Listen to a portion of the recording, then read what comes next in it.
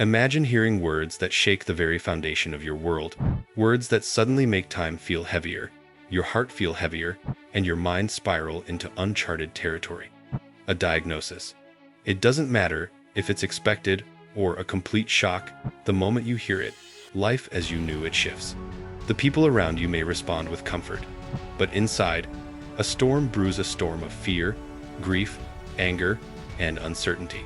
But what if I told you that this storm doesn't have to define the rest of your life?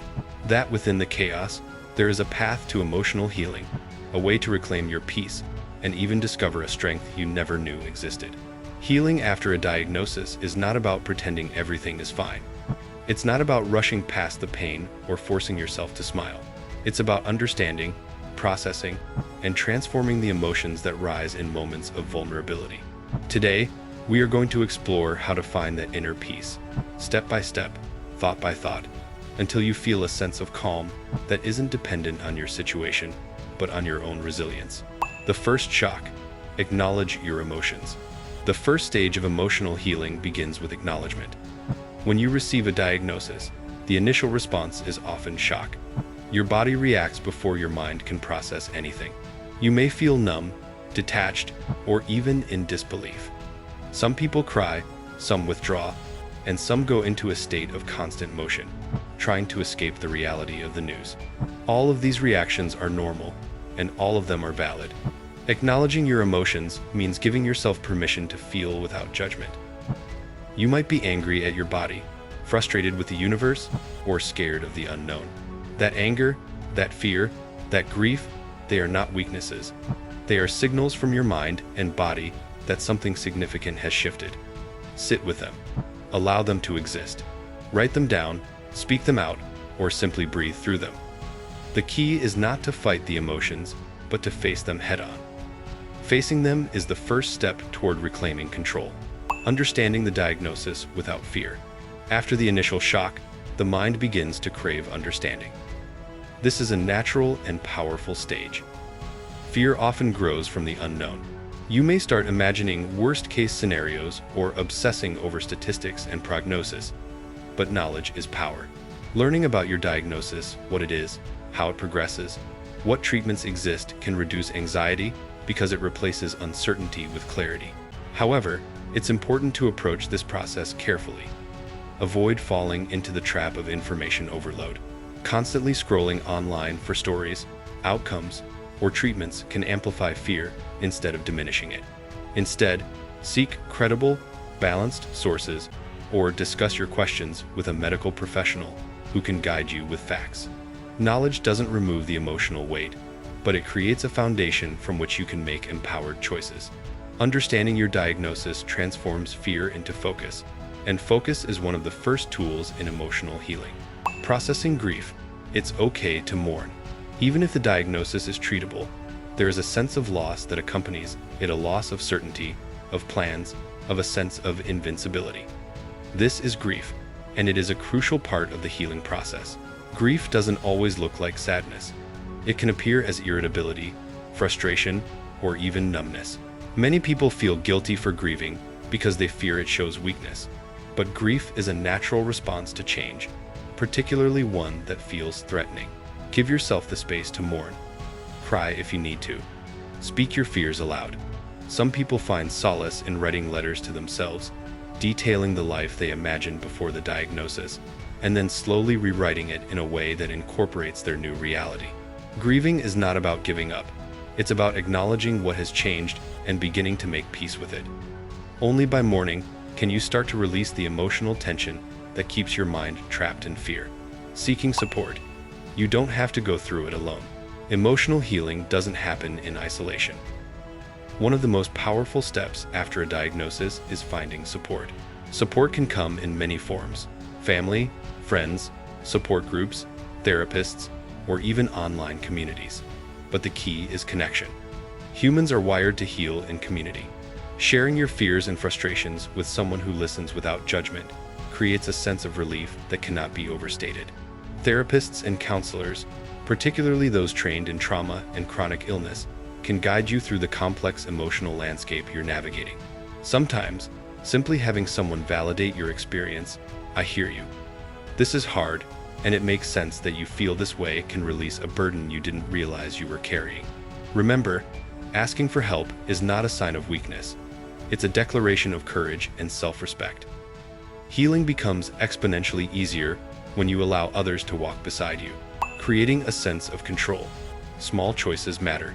A diagnosis often leaves people feeling powerless. Suddenly, your body or circumstances feel like they've been hijacked by forces beyond your control. Regaining a sense of control is essential for emotional peace. And you do this through small, deliberate choices. Decide on daily routines that nurture your body and mind. Eat meals that energize you, move your body in ways that feel good, and schedule quiet time for reflection or meditation. Even seemingly minor decisions, like choosing to read a book, go for a short walk, or practice deep breathing exercises, remind you that you still hold power over aspects of your life. Each small choice accumulates into a larger sense of agency. The more you reclaim control over the parts of life you can influence, the less your diagnosis defines your emotional world. Mindfulness and meditation, anchoring your mind. Mindfulness and meditation are potent tools for navigating the emotional turmoil that comes with a diagnosis. Our minds have a tendency to spiral into past regrets or future anxieties. Mindfulness anchors you in the present, where life actually exists. Start with simple exercises. Notice your breath, observe your thoughts without judgment, or engage fully with a task at hand, even if it's as simple as washing dishes. Meditation doesn't remove pain, but it changes your relationship with it. When you observe your fears and anxieties without being consumed by them, you create a mental space where peace can grow. Over time, mindfulness strengthens resilience, allowing you to face treatments, challenges, or setbacks without losing your center. Finding meaning in the struggle. One of the most transformative aspects of emotional healing is discovering meaning in your journey. A diagnosis can force a reevaluation of priorities, relationships, and life's purpose. While this is not about romanticizing illness, it is about recognizing growth in adversity. Many people report profound insights and a deepening appreciation for life after a diagnosis. Ask yourself, what matters most to me right now?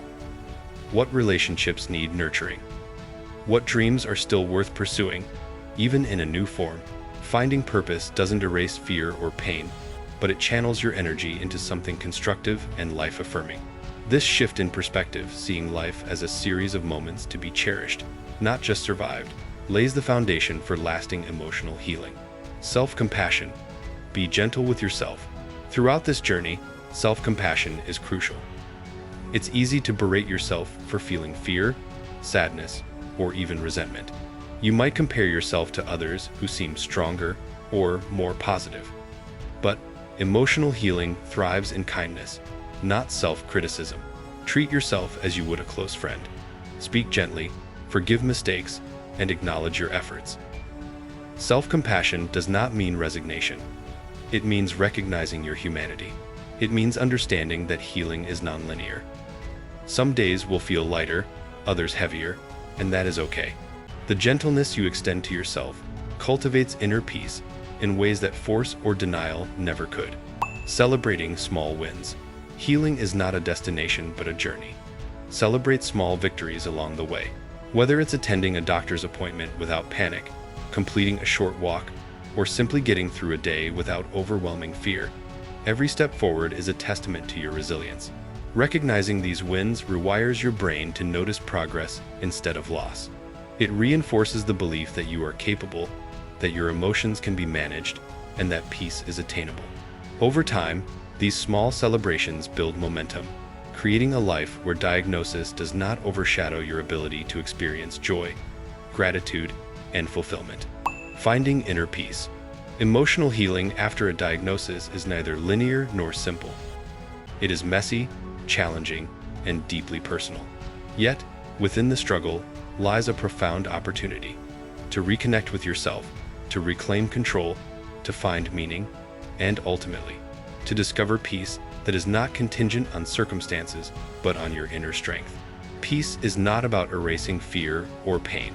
It is about learning to coexist with uncertainty, to honor your emotions without being consumed by them, and to live fully despite them. It is about holding space for vulnerability while nurturing resilience. And it is about realizing that even in the shadow of a diagnosis, life can still hold beauty, connection, and purpose. Remember, healing is a journey, not a deadline. Take it one moment at a time, and in doing so, you may find that the very challenges you feared most can become the catalyst for your deepest growth, your truest strength, and the most profound peace you have ever known.